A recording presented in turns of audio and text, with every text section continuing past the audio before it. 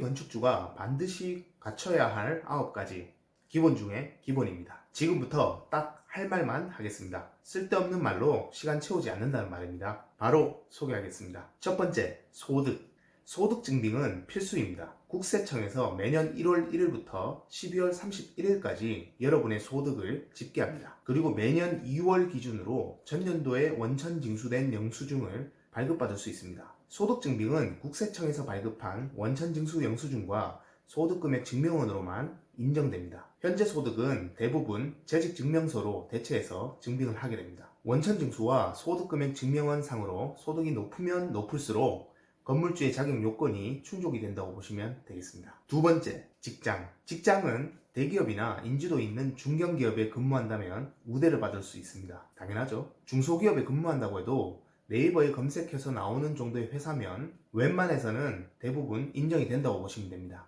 세 번째, 재산. 당연한 말이겠지만 재산은 많으면 많을수록 좋습니다. 지방세 세목별 과세증명서를 보면 여러분의 재산에 대한 과세 내역이 다 나옵니다. 여기서 자신의 재산에 대한 내역이 많으면 많을수록 좋고 세금 또한 납부한 내역이 많으면 많을수록 좋습니다. 이미 부자인 분들은 절세가 중요하지만 이제 부자가 돼야 되는 분들은 세금을 내는 것이 좋다는 말입니다. 네 번째, 빚은 당연히 없어야 됩니다. 그런데 자산에 포함된 부채는 특별히 상관없습니다.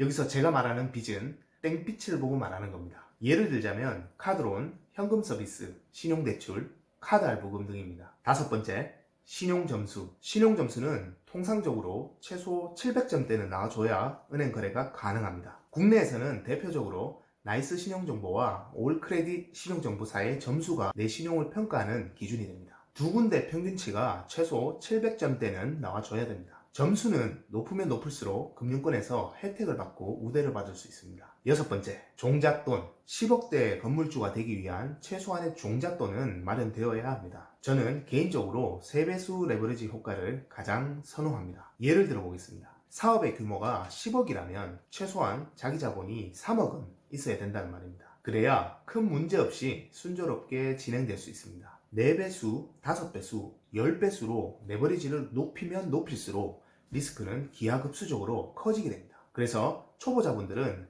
3배수 레버리지 정도로 계획을 세우시는 게 가장 좋습니다. 개인적으로 광해꾼은 현재 5배수, 6배수 정도로 사업을 추진을 하고 있습니다. 그만큼 리스크가 있습니다. 여러분들은 안전하게 레버리지를 활용하십시오. 마냥 저를 따라 하시다가 괜히 한강대교를 갈 수도 있습니다. 일곱 번째, 임대차 계약서. 공유 오피스를 찾아서 임대차 계약을 하는 게 가장 합리적이고 비용을 줄일 수가 있습니다. 그런데 갑자기 왜 임대차 계약을 하는 거지? 왜?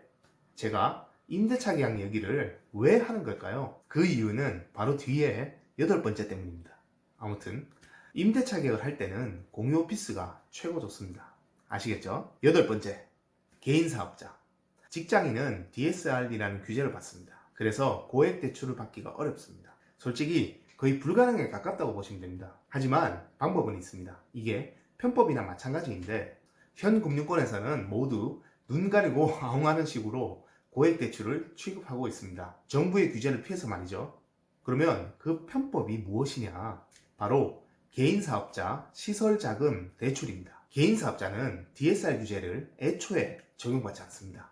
그래서 직장인이면 부득이하게 개인사업자를 등록해야 합니다. 실제로는 개인사업을 하지 않는데도 말이죠. 오로지 직장인 규제를 피하기 위해서 이 짓거리를 한다고 보시면 됩니다. 혹시나 걱정하실까봐 말씀드리지만 이 방법이 불법은 아닙니다. 높아심에 다시 말씀드리는 겁니다. 그래서 개인사업자로 대출을 신청해야만 고액 대출이 가능합니다. 여기서 유의사항을 말씀드리겠습니다. 사업자 등록을 할 때 막무가내로 아무 업태와 업종을 선택하시면 안 됩니다. 낭패를 당할 수가 있습니다. 정부 규제가 수시로 변하기 때문에 잘 피해가는 업종과 업태로 선택을 해야 합니다. 그럼 규제를 피해가는 업종과 업태는 뭡니까? 나는 모르는데 어떻게 알 수가 있죠? 그래서 방법을 말씀드리자면 바로 은행 대출계 담당자에게 대놓고 물어보는 겁니다. 은행 담당자를 통해서 충분한 상담을 받고 담당자가 시키는 대로 업종과 업태를 정해서 등록하는 것이 가장 좋습니다. 다시 강조해서 말씀드립니다. 그냥 물어보고 담당자가 시키는 대로 사업자를 등록하세요. 괜히 나중에 이래서 안 된다, 저래서 안 된다 이런 말을 듣게 됩니다. 아시겠죠? 이 방법이 리스크를 최소화하고 사업자 등록을 하는 방법입니다. 9번째, 세금 완납. 납세 증명서는 크게 두 가지가 있습니다. 홈택스에서 발급되는 국세 납세 증명서와 정부24시에서 발급되는 지방세 납세 증명서입니다. 특히 이 두 가지 납세 증명서는 기본적으로 발급받을 수 있어야 됩니다. 이 말인즉슨 세금이 체납이 되면 국세 지방세 납세 증명서가 발급되지 않는다는 겁니다. 그래서 세금 완납은 필수 중에 필수 사항입니다. 자, 지금까지 예비 건축주가 기본적으로 꼭 갖춰야 할 9가지에 대해서 말씀드렸습니다. 대략 이 정도만 준비가 되면 여러분은 충분히 건물주가 될 자격이 됩니다. 이제부터는 여러분이 최소한의 자격 요건을 갖췄다는 전제하에 상가주택을 신축해서 10억대 건물주가 되는 방법을 소개할 겁니다. 이 방법을 아시게 되면 여러분들도 큰 무리 없이 임대소득과 자산소득을 만들 수가 있습니다. 그래서 이제부터는 본격적인 얘기를 해볼 건데요. 다음 영상에서 이어가겠습니다. 여러분의 시간은 곧 돈입니다.